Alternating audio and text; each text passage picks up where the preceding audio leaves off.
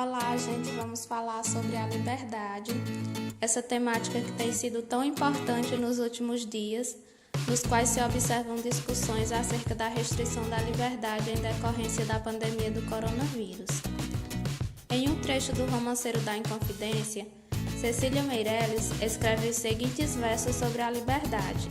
Liberdade, esta palavra que o sonho humano alimenta, que não há ninguém que explique e ninguém que não entenda.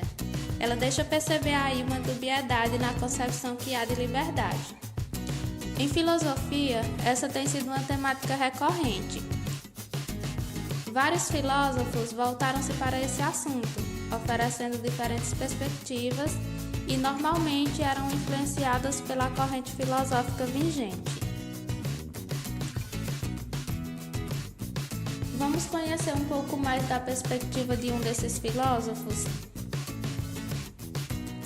Immanuel Kant foi um filósofo moderno, integrante do movimento iluminista, para o qual ofereceu uma importante influência como defensor do esclarecimento que era proporcionado pela razão. Sapere aude, tenha a coragem de servir-te de tua inteligência. É conhecido como um filósofo racionalista, embora em seus trabalhos ele tenha em alguns momentos oscilado entre o empirismo e o racionalismo. Ele inaugura um novo momento na epistemologia quando propõe a revolução copernicana, ao supor que não é o nosso entendimento que se regula pela natureza dos objetos, mas que são os objetos que se regulam pela natureza do nosso entendimento. Sendo assim, ele conclui: das coisas, nós só conhecemos a priori aquilo que nós mesmos nelas colocamos. Ou seja, conhecemos o mundo a partir da nossa representação dele. Kant distingue na Crítica da Razão Pura o mundo dos fenômenos, onde estaria tudo que nos apropriamos por meio dos sentidos, possibilitando um conhecimento sensorial, e o mundo numênico, ou o mundo das coisas tal como são em si mesmas. Os elementos desse mundo são transcendentais, não podendo serem registrados na experiência sensível, mas somente pelo nosso intelecto. Chamo transcendental todo conhecimento que não se relaciona com objetos, mas sim com nosso modo de conhecer os objetos enquanto possível a priori. Denomina-se a priori esse conhecimento independente da experiência. E ele distingue-se do empírico, cuja origem é a posteriori, ou seja, na experiência.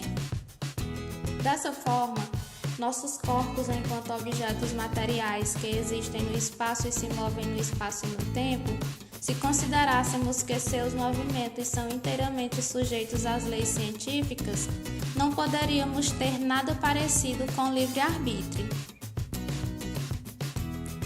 Kant, então, estabelece o conceito de liberdade com um caráter numênico ou transcendental, ou seja, não é objeto dos sentidos, mas intelectivo. Sendo a liberdade um numeno ou um transcendental, não pode ser provada teoricamente, mas pode ser pensada a partir do ponto de vista prático-moral.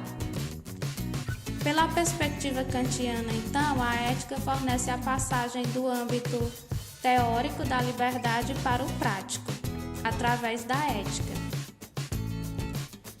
Na Crítica da Razão Pura, ele apresenta também a antinomia da liberdade, na qual a tese afirma que os fenômenos do mundo não são originados apenas da causalidade das leis da natureza, mas também de causalidade por liberdade, ou seja, o que percebemos no mundo dos fenômenos não é resultado somente de um ciclo de causa e efeito natural, mas resulta também de nossas escolhas e da forma como decidimos agir. Já na antítese, ele nega essa liberdade ao dizer que esses fenômenos são originados unicamente de leis naturais. Kant, então, concilia as duas, dizendo que a ação humana, enquanto fenômeno ou ação visível, está regulada pelas leis da natureza, mas a razão humana é livre. Então, o homem, enquanto ser empírico e transcendental, é livre na medida em que pode agir segundo leis dadas pela própria racionalidade e não somente pela natureza. A ética defendida por Kant, então, é uma ética deontológica ou ética do dever. Segundo ela, agimos a partir da nossa consciência moral, com base em princípios que escolhemos ou não seguir. Então, como saber o que fazer? Qual é a melhor opção? Kant elabora o conceito de imperativo, distinguindo os imperativos hipotéticos dos categóricos.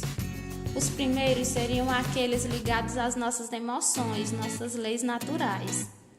Já os imperativos categóricos são aqueles baseados na nossa razão.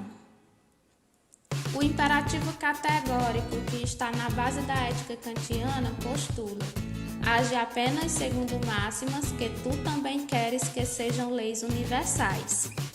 Assim, nós devemos agir segundo princípios que sejam apropriados não só para a minha ação, mas que também possam se tornar apropriado para a ação de qualquer pessoa em situação semelhante.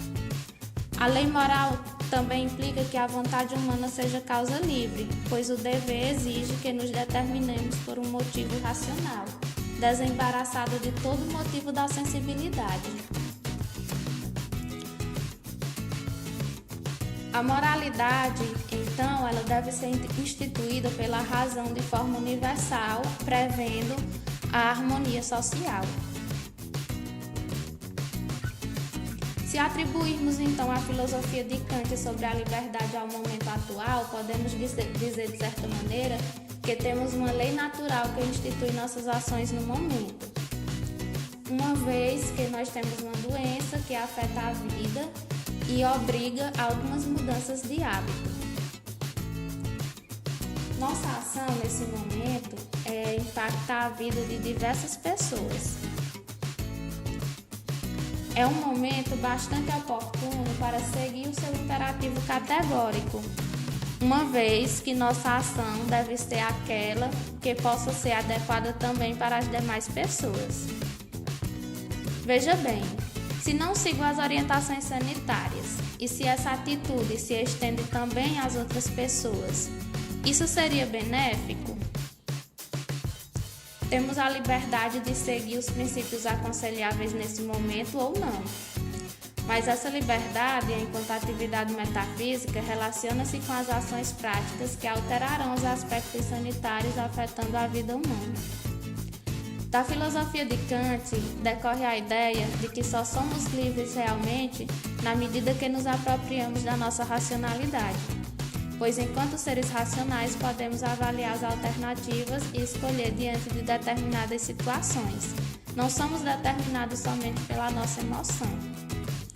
Na pandemia, de forma mais ampla, as possibilidades são ignorar as orientações, portando-se como bem desejar, ou seguir as recomendações da ciência, com base no nosso dever de cumprir o que é proposto como correto pelas autoridades sanitárias. Então, por esse raciocínio, nossa liberdade não está em agir segundo os impulsos da sensibilidade, mas em racionalmente entender as opções que temos diante de tal situação, com suas respectivas implicações e decidirmos conforme nossa consciência ética. Para Kant, somente o uso crítico da razão poderia libertar o homem dos dogmas metafísicos, preconceitos morais, das superstições religiosas, das relações desumanas entre os homens e das tiranias políticas.